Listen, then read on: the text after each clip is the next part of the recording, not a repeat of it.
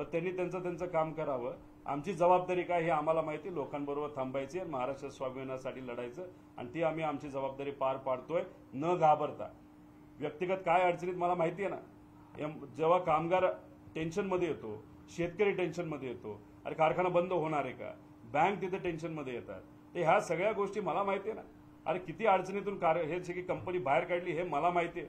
मला माहिती आहे ह्या सगळ्या गोष्टींमुळे माझे पुढचे 2-3 वर्ष कदाचित अडचणीचे जाऊ शकतात, पण मला हेही माहिती आहे की अनेक वेळा कंपनी अडचणीत येऊन सुद्धा मी बाहेर काढलेला आहे. तर मला हा विश्वास असल्यामुळे मी या कंपनीला परत बाहेर काढणार. पण विषय एवढाच आहे, हे जे राजकारण चालू आहे ना, सोयीचं राजकारण आणि द्वेषाचं राजकारण, हे आपल्या महाराष्ट्राला भारतासाठी न पटणार आहे. आणि यांना जर वाटत असेल की ह्या लोकांसारख्या भूमिका बदलून पळून आम्ही जाणार आहे, तर अजिबात नाही. आम्ही इथं आहे तिथं आहे, आम्ही लढत राहणार. आणि दुसरं कसं असतं, पूर्वी मार्गदर्शनाखाली काम करणं हे वेगळं असतं. पवार साहेबांच्या मार्गदर्शनाखाली हे सगळे नेते काम करत होते. जेव्हा हे प्रमुख झाले आणि जेव्हा तिथं वाटाघाटी करायची वेळ येते, आपला शब्दच चालत नाही, हे आता दिल्लीला दिसायला लागले. 4-4 वेळा जावं लागते, बसावं लागते. जबाबदारी सोपी गोष्ट नसती. आम्ही लहान आहोत, आम्ही बच्चे आहोत, पण ही जी जबाबदारी आज आम्ही आमच्या खांद्यावर घेतलेली आहे ती अचानक आलेली आहे. पण ती जबाबदारी घेऊन आम्ही लढतोय ना. तुमच्यावर आता जबाबदारी आहे पक्षाची. आधी तिकीट तर आणा तुम्ही, 10 तिकीट तुम्ही जे पूर्वी सांगितली होती, तुम्ही नंतर बोला काय करायचं. 990 आता बघा 3 म्हणजे पुढं आमदार केला तर 20 वरच येत आहेत ते. म्हणून तर सांगतो 22 लोक आमच्याकडे परत येतील आणि 12 लोक बीजेपी मध्ये जातील. आणि मगाशी तो तुम्ही बोलला जे आमदार मोठे झालेत साहेबांवर बोलणारे, ते पहिले जातील बीजेपी बरोबर. पूर्वीपासून बीजेपी अजून कुठला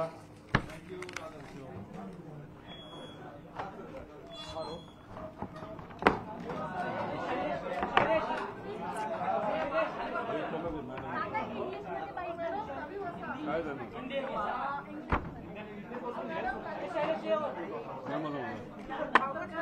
इंग्लिश मध्ये टोटल 35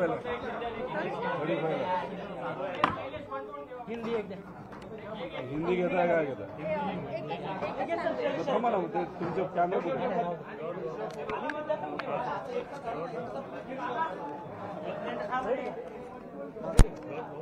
दादा क्या कहना चाहोगे जो कार्रवाई है कंपनी के ऊपर हो रही है? अभी जो पूरा ईओडब्ल्यू का रिपोर्ट है, जो राज्य सरकार की एजेंसी है, उनका पूरा रिपोर्ट मैंने यहाँ पे लाया है, ऑफिशियली हमको प्राप्त हुआ है. अगर ये दोनों ईओडब्ल्यू रिपोर्ट अगर आप पढ़े तो वहाँ पे उन्होंने क्लीन चिट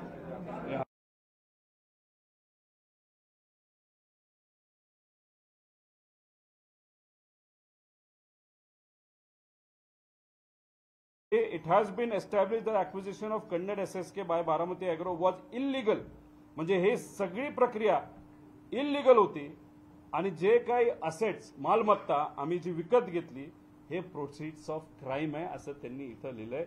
त्याच्या विरोधात कदाचित आम्ही कोर्टात जाणार आहे. या प्रेस नोटच्या विरोधात कोर्टात झालेलं आहे. कारण याच्यामध्ये जे अलिगेशन केले गेले याच्यामध्ये शेड्यूल ऑफ जे ऑफेन्सेस आहे याच्यामध्ये पीएमएलए मध्ये हे बसत नाहीत. आमच्यावर नोटीस पीएमएलएच्या अंतर्गत आली आणि हा जो ऑफेन्स इथं सांगितलेला तो कुठेही आमच्या या केसचा पीएमएलए मध्ये बसत नाही. आणि हा जो दुसरा कारखाना आहे त्याच्या खूप खोलात जर तुम्हाला जायचं असेल तर बरंच काही तुम्हा सर्वांना मिळेल. ह्याच्यात आपल्याला त्याच्यावर बोलून काय करणार नाही. दुसरं ह्याच्यामध्ये आणि आमच्या इतर लोकांमध्ये जो फरक आहे, बारामती अॅग्रो एकच कंपनी. बारामती अॅग्रोमध्ये दुसरे कोणी इन्व्हेस्टर आहेत का? नाही. बारामती अॅग्रोमध्ये काळा पैसा लपून छपून कुठेतरी कोणाच्या तरी अकाउंटमध्ये टाकून हा बारामती अॅग्रोमध्ये आलाय का? अजिबात आलेला नाही. डमी कंपनीचा वापर केलाय का? अजिबात केलेला नाही. बारामती अॅग्रोमध्ये जो सर्व पैसा आहे तो घामाचा पैसा आहे, कष्टाचा पैसा आहे, बँकेचा पैसा आहे. त्याच्यामध्ये कुठेही ब्लॅक मनी ज्याला आपण म्हणतो, काळा पैसा ज्याला म्हणतो, जो दुसऱ्याचा पैसा असतो तो फिरून आणला जातो, तसं कुठेही याच्यामध्ये दिलेलं नाही. जे कदाचित बाकीच्या कंपनीमध्ये असू शकतो आणि त्यांना तसं आज अडचणीचं नाही, कारण का त्या बाकीच्या कंपनीचे जे प्रमुख आहेत ते सर्व आता भाजप बरोबर गेलेले आहेत. याबद्दल मी खूप खोलात तरी जाणार नाही दुसऱ्या कंपनीचं, कारण मला त्याच्याबद्दल जास्त बोलायला काही वाटत नाही. ह्याच्यामध्ये एक नाबार्डची एन्क्वायरी झाली होती 2009-10 याच MSC केसच्या बाबतीत. आता महाराष्ट्र स्टेट कोऑपरेटिव्ह बँकेचा हा विषय आहे. याच्यात असं ॲलिगेशन केलं गेलं होतं की तिथं असणारे डायरेक्टर, ज्याच्यामध्ये मोठे मोठे नेते आणि बरेच लोकांची नावं आहेत, त्यांनी एकत्रित बसून एक सर्कल तयार केलं आणि हे सगळे जे महाराष्ट्र स्टेट कोऑपरेटिव्ह बँकेचे कारखाने आहेत ते स्वस्तात मित्रांना नाही तर कुटुंबाला दिले, असं ॲलिगेशन हे या केसमध्ये सुरेंद्र अरोरानी केलेलं आहे. आता या डायरेक्टरमध्ये रोहित पवार कुठेही नाही. तसंच एक तुम्ही सर्वात महत्वाची गोष्ट समजून घ्या की ह्याच्यामध्ये कुठेही डायरेक्टर असताना कन्नडला विकलं गेलं नाही. ॲडमिनिस्ट्रेटर 7/5/2011 2 IAS अधिकारी ॲडमिनिस्ट्रेटर तिथं आले, RBIने तिथं नियुक्त केले. ॲडमिनिस्ट्रेटर तिथं आला तर मग तिथं कोणाचा काका पुतण्या कुणी असेल बोर्डात काही फरक पडत नाही, कारण बोर्ड हे बरखास्त झालं होतं. आणि 2011 नंतर बारामती ॲग्रो या कंपनीने हा कारखाना विकत घेतला. आता ह्याच्यामध्ये जर आपण घेतलं तर 12/2/2012 ते ह्याच्यामध्ये एकदा नोटीस आली होती आणि त्याच्या आधी आपण जर बघितलं तर अशीच एक नोटीस ही 2009ला आली होती. हे त्याचे पेपर आहेत, कन्नड विकायचं आहे म्हणून. 2009ला जेव्हा नोटीस आली होती तेव्हा त्याची किंमत ही 32 कोटी रुपये होती. 2009ला तिथं बोर्ड होतं. ॲलिगेशन झालं, कदाचित बरोबर असू शकतं, 32 कोटी रुपयाला ते विकणार होते, पण तेव्हा एक सुद्धा व्यक्ती त्या कारखान्याला कन्नडला घ्यायला इच्छुक नव्हता, 32 कोटी असताना सुद्धा. ॲडमिनिस्ट्रेटर 2011ला जेव्हा आलं त्यांनी परत एकदा नोटीस काढली आणि 32 कोटीवरनं आकडा नेला 45 कोटीवर. दुसऱ्यांदा जेव्हा जाहिरात निघाली एका व्यक्तीने सुद्धा तिथं भरलं नाही टेंडर. आता मग तिसऱ्यांदा जेव्हा टेंडर आलं तेव्हा बारामती ॲग्रोने ते टेंडर भरलं. आता बारामती ॲग्रोला ह्याच्यामध्ये जर खेळ करायचा असला असता तर 32 कोटीवरनं 45 कोटी न्यायला काय कारण होतं? उलट 32 कोटीमध्ये आपण कारखाना घेऊ शकलो असतो. आणि ॲडमिनिस्ट्रेटरनी हे 45 कोटीला नेलं आणि बारामती ॲग्रोली हे 5 कोटी अतिरिक्त रुपये टाकून हे तिथं घेतलेलं आहे. त्यामुळे उलट जास्त पैसा हा आपण तिथं दिलाय.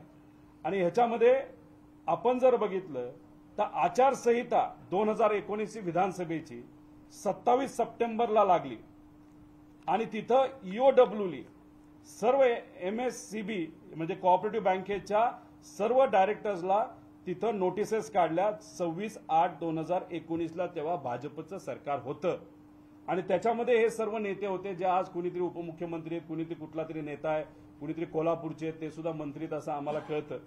आणि मग तिथं म्हणजे आचारसंहिता लागण्याआधी EOWनी कारवाई केली. आचारसंहिता लागण्याआधी 23/9ला BJPचं सरकार असताना ईडीली तिथं ECR फाईल केलं. म्हणजे EOW पहिलं, नंतर BJPनी तिथं म्हणजे ईडीच्या माध्यमातून तिथं हे केलं. आणि त्याच्यानंतर आपण जर बघितलं तर 10/9/2020ला म्हणजे महाविकास आघाडी सरकारच्या काळामध्ये EOWनी हा पहिला रिपोर्ट जो क्लोजर रिपोर्ट आहे. क्लोजर रिपोर्ट म्हणजे ही जी केस आहे, हा जो विषय आहे, त्याच्यामध्ये कुठेही काहीही चुकीचं घडलेलं नाही. आणि हा जो रिपोर्ट आहे तो ऑफिशियली आम्ही मिळवलेला आहे. तर या रिपोर्टमध्ये सांगण्यात आलेलं आहे की कुठेही काही चुकीचं हे घडलेलं नाही. हा रिपोर्ट कधी आला तर 10/9/2020ला. त्यानंतर ACB कोर्टने तर रिजेक्ट केलं, काय हरकत नाही. 17/10/2022ला परत एकदा ईडीली तिथं कोर्टात सांगितलं नाही, आम्हाला ऑब्जेक्शन घ्यायचंय. आणि मग त्याच्यानंतर जर आपण बघितलं तर 20/1/2024ला भाजपचं सरकार होतं, आत्ताचं सरकार होतं, यांनी परत EOWचा हा रिपोर्ट तिथं फाईल केला. आणि या EOW रिपोर्टमध्ये सुद्धा आम्हाला तिथं क्लीन शीट ही दिली गेली आहे. आता ह्याच्यामध्ये इलेक्शन असतं तेव्हा तुम्ही नोटीस पाठवता. 20 तारखेला 20/1ला हा रिपोर्ट जेव्हा आला त्याच्या एक दिवस आधी म्हणजे केंद्रात बीजेपीचं सरकार, राज्यात बीजेपीचं सरकार, होम मिनिस्ट्री दोन, तसं बघितलं तर केंद्राला रिपोर्ट प्रत्यक्ष अप्रत्यक्ष करतात. म्हणजे मला नोटीस आली 19/1 2024 आणि ईओडब्ल्यूने हा रिपोर्ट कधी फाईल केला? 20/1/2024. म्हणजे काय, बाकीच्यांना क्लीन चिट कदाचित ती तशीच कंटिन्यू करायची होती आणि मी कदाचित सरकारच्या विरोधात जास्त बोलतोय, लढतोय, सामान्य लोकांच्या वतीने लढतोय, संघर्ष यात्रा काढली म्हणून एक दिवस आधी माझ्यावर तिथं ईडीकडनं नोटीस ही काढण्यात येते आणि मग नंतरचं हे आपल्या सर्वांना तिथं माहितीच आहे. तर हे आपण सर्वांनी तिथं समजून घेतलं पाहिजे. कुठल्याही FIR मध्ये माझं नाव आणि तिथं बारामती अॅग्रोचं नाव अजिबात नाही. तरी सुद्धा याच्यामध्ये माझं नाव हे सातत्याने घेतलं गेले आणि तुम्ही जर रिपोर्ट बघितला ईओडब्ल्यूचा त्याच्यामध्ये क्लिअरली लिहिलेलं आहे याच्यामध्ये काहीही चुकीचं घडलेलं नाही बारामती अॅग्रो आणि कन्नडच्या बाबतीत, असं स्पेसिफिकली त्याच्यामध्ये लिहिलेलं आहे. मग हे सगळ्या गोष्टी ईडीकडे असताना तर मग मुद्दामूनच कुठंतरी एक वेगळं राजकारण केलं जातंय का? इलेक्शनच्या आधी मी शांत बसावं, इलेक्शनला कुठं फिरू नये म्हणून एक नोटीस की दिली जाते का? आणि मग ही नोटीस दिली जात असताना आमचं असं एक मत आहे की मग केंद्रातल्या सरकारला असं म्हणायचंय का राज्यातल्या पोलिसांवर त्यांचा विश्वास नाही? कारण ईओडब्ल्यू हे राज्य पोलीसच्या अंडर येतं आणि त्यांनी रिपोर्ट दिला असेल, तो आता चर्चेत आहे, डिस्कशनमध्ये आहे, तर तुमचा त्यांचा विश्वास नाही असं कदाचित अप्रत्यक्षपणे तिथं ते सांगतात. आणि ह्या सगळ्या गोष्टी असताना सुद्धा तिथं मला अडचणीत आणण्याचा प्रयत्न हा केला जातोय, बारामती अॅग्रोला केलं जातंय, त्या पूर्ण बारामती अॅग्रो कुटुंबाला हा अडचणीत आणण्याचा प्रयत्न हा केला जातोय. म्हणजे पहिल्यांदा फाईल केल्यानंतर 2 वर्ष ईडी शांत बसले आणि जेव्हा सत्ता इथं राज्याची बदलली आणि जेव्हा पक्ष फुटला त्याच्यामध्ये अजितदादांनी त्यांच्या नेत्यांना घेऊन आणि आमदारांना घेऊन वेगळा पक्ष नाही तर जुनाच साहेबांचा पक्ष हा ताब्यात घेतला, चोरी केला. त्यानंतर खरं तर ह्या कारवाई जोरात माझ्यावर सुरू झाल्या, ज्याच्यामध्ये एकदा नोटीस आली तेव्हा आमचे एम्प्लॉई गेले, त्यांनी माहिती दिली, मला नोटीस आली, मी स्वतः तिथं गेलो, जे काय डॉक्युमेंट आहे ते तिथं दिलं. मी अजून सुद्धा सांगतो अधिकाऱ्यांचं त्याच्यामध्ये ईडीच्या चुकीचं काही नाही, मी त्यांना सहकार्य करतो, ते त्यांचं काम करतात. दुसऱ्यांदा तिथं गेलो, जे जे काय मागितलं ते सगळं दिलेलं आहे. त्यानंतर जेव्हा तिसऱ्यांदा माहिती मागितली तेव्हा 22/2/2024 सगळी माहिती आम्ही दिली होती. आणि मग आता अचानक लोकसभेची आचारसंहिता लागण्यापूर्वी अशा पद्धतीने तिथं ते जर कारवाई करत असतील तर मग ह्याला आपण काय म्हणायचं? खरं तर अधिवेशनामध्ये सुद्धा मी जेव्हा बोलत होतो तेव्हा माझे काही मित्र आमदार त्यांनी सांगितलं तुझ्या एकदा ईडीची कारवाई झाली, तू जरा शांत बस, विधानसभेमध्ये अजिबात बोलू नको, काही कुठला मुद्दा किती महत्वाचा असेल उद्याचं उद्या बघू, आता तरी तू निवांत बस, नाही तर तुझ्या कुटुंबावर तुझ्यावर कारवाई केली जाईल, तू अडचणीत येईल. मी त्यांचं न ऐकता तिथं फक्त लोकांची बाजू मांडली, अधिवेशनात बोललो आणि आता माझा कारखाना जप्त करण्याचा प्रयत्न हा ईडीकडनं केला जातोय. आता ह्याच्यामध्ये आपण कोर्टात गेलो, आपण खोलात गेलो तर कुठेही त्यांनी केलेली कारवाई ही कोर्टात टिकू शकत नाही असा आत्मविश्वास आम्हा सगळ्यांना आहे. त्यामुळे आम्ही या बाबतीत कुठेही घाबरत नाही. आता हे जे अॅक्युज्ड आहेत, माझं तर नाव अॅक्युज मध्ये नाही, म्हणजे मी चोरी केली नाहीच, पण ज्या लोकांचं नाव अॅक्युज म्हणून आहे त्यातले 70% लोक हे बीजेपी नाहीतर अजित पवार राष्ट्रवादी जी आहे त्या पक्षात, नाहीतर एकनाथ शिंदे साहेबांच्या पक्षातले लोक याच्यामध्ये आहे. याच्यामध्ये 70% लोक ती आहेत. आता ह्याच्यामध्ये मी कारखाना तर 5 कोटीने महाग घेतला, पण ह्याच्यामध्ये ज्या लोकांनी कारखाने विकत घेतले त्या लोकांची यादी बघितली, हे पिवळं पिवळं जे तुम्हाला दिसतंय ते बीजेपीची लोक आहेत, नाहीतर बीजेपी बरोबर आता गेलेली लोक आहेत ज्यांनी कारखाना माझ्यापेक्षा कितीतरी स्वस्त घेतलाय. काही लोकांनी तर 50 रुपयाचा कारखाना 20 रुपयाला घेतलाय, आम्ही तर 50 रुपयाचा कारखाना 55 रुपयाला घेतलेला आहे. त्यामुळे अशा पद्धतीने राजकारण हे केलं जाते. खास करून एकाही व्यक्तीवर आज कारवाई केली गेली नाही, न या यादीतली, डायरेक्टरच्या यादीतली, न या यादीतली. आणि मी नावं वाचून सांगणार नाही कारण मी द्वेषाचं राजकारण करत नाही. माझ्यावर केस आली, मी स्वतः लढणार आणि ही केसमध्ये मी जिंकणार. आणि एकच पूर्वी सुद्धा सांगितलंय आणि ह्याच्यामधून सगळेच निर्दोष त्याच्यामधून निघणारे, चोरी केली असली नसली, मी तरी केली नाही कारण ऍडमिनिस्ट्रेटर त्यावेळेस होता, पण ही पूर्ण केस एका विषयावर होती. त्याच्यात सगळे डिटेल्स आहेत, कोण किती स्वस्तात कारखाना घेतला. त्यामुळे हे सगळे मुद्दे आज तिथं आहेत आणि त्याच्याच बरोबर आपण जर बघितलं म्हणजे आज अनिल देशमुख साहेबांवर आहे, संजय राऊतांवर केस चालू आहे, प्राजक्त तनपुरेंवर चालू आहे, एकनाथ खडसेंवर चालू आहे, अनिल परब असतील, किशोरी पेंडेकर, रवींद्र वाईकर असतील, राजन साळवी असतील, वैभव नाईक असतील, सूरज चव्हाण असतील. झारखंडमध्ये आता हेच चाललंय, मुख्यमंत्री, माजी मुख्यमंत्री, दिल्लीमध्ये मुख्यमंत्री, बंगाल, बिहार, सगळेच ह्या केसेस चालू आहेत. आणि ह्या केसेस का चालू आहेत तर लोकसभा आज डोळ्यासमोर आहे असं आमच्या सगळ्यांचं मत आहे. आता ह्याच्यामध्ये जेव्हा पवार साहेबांचं नाव घेतलं गेलं होतं त्यांचं तर या बँकेशी काही दूरपर्यंत संबंध नाही, पण तेव्हा सुद्धा पवार साहेबांचं नाव घेतलं गेलं होतं. आणि ते नाव घेतलं गेल्यानंतर पवार साहेब स्वतः तयार झाले होते ईडीकडे जायला. ईडी नंतर नरमली, नका येऊ लोक यायला लागली. पण त्याच्यामध्ये एकनाथ खडसे साहेब जेव्हा बीजेपीमध्ये तेव्हा विरोधी पक्ष नेता होते, तेव्हा विरोधी पक्ष नेतापूर्वी ते राहिले होते, तेव्हा त्यांनी काय सांगितलं होतं, मी या केसचा फॉलोअप स्वतः घेत होतो, पण ह्याच्यामध्ये कुठेही पवार साहेबांचं नाव नसताना सुद्धा ईडीने त्यांच्या अगेन्स्ट नोटीस का काढली हे मला तरी माहित नाही. अण्णा हजारेंच्या बाबतीत सुद्धा ज्यांनी या केसमध्ये जी मगाशी तुम्हाला अरोराची केस सांगितली त्याच्यामध्ये ते सुद्धा पार्टी आहेत, ते स्वतः म्हणतात या घोटाळ्यामध्ये कुठेही अजित पवारांचं नाव, शरद पवारांचं नाव नाही, अजित पवार माफ करा थोडं पूर्वीचे संबंध असल्यामुळे, शरद पवार साहेबांचं नाव नसताना सुद्धा पवार साहेबांचं नाव हे का घेतलंय अण्णा हजारे म्हणतात मला सुद्धा माहित नाही, हे चुकीचं आहे. त्यामुळे पवार साहेबांच्या बाबतीत ईडीने केस तिथं केली होती. तिथं बँगलोरमध्ये आपण जर बघितलं तर तिथं 2 शेतकरी ज्यांना राहायला सुद्धा घर नाही अशा शेतकऱ्यांवर सुद्धा ईडीने कारवाई केली. अधिकारी करतात माहित नाही, कोण करतं हे आपल्याला सांगता येणार नाही. तसंच आपण सेक्शन 88च्या अंतर्गत कोऑपरेटिव्ह ऍक्टच्या अंतर्गत एक असाच तपास झाला होता आणि त्या तपासामध्ये सुद्धा कन्नडच्या बाबतीत काही चुकीचं घडलं नाही असं कोऑपरेटिव्ह रिसर्च, कोऑपरेटिव्हचा जो काही अहवाल आहे त्याच्यामध्ये त्यांनी सांगितलं आहे.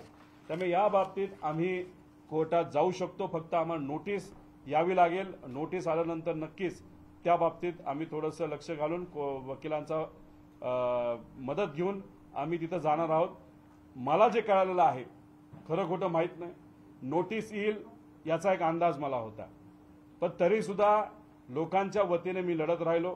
पेपर फुटीपासून शेतकऱ्यापर्यंत, शहरीपासून ग्रामीणपर्यंत कुठेही न घाबरता लोकांच्या युवा पिढीच्या हितासाठी मी लढत राहिलो. युवा संघर्ष यात्रा आम्ही सर्वांनी मिळून काढली. नोटीस येणार याचा एक अंदाज तिथं होता, त्या पद्धतीने नोटीस ही आलेली आहे. अजून एक अंदाज आता वर्तवला जातोय की कदाचित पुढचे 2-3 महिने मला आत जेलमध्ये सुद्धा टाकलं जाईल. आणि मी तुमच्या सर्वांच्या साक्षीने इथं सांगतो, मी जसा आधी लढत होतो तसाच याच्या पुढे लढणार आहे. आणि हे करत असताना जर उद्या मला काही जेल झाली तर मी कार्यकर्ते आणि सर्व पदाधिकारी आणि खास करून नागरिकांना विनंती करेल, हे जे चाललं आहे हे चुकीचं चाललं आहे. जर कुणी कष्टातून एखादी कंपनी मोठी करत असेल आणि त्याच्यावर अशा पद्धतीने कारवाई होत असेल तर ह्या द्वेषापोटी केलेल्या कारवाईत फक्त महाराष्ट्रासाठी आणि लोकांच्या हितासाठी मी जर लढत असेल आणि तर मला कारवाई केली जात असेल तर उलट मी म्हणेल या कारवाईचा मला अभिमान आहे. कारण का जे मुद्दे मी मांडत आहे ते खऱ्या अर्थाने दिल्लीला आणि इथं असताना राज्य सरकारला त्या अडचणीच्या वाटत आहेत आणि मी तुमच्यासाठी लढत राहील.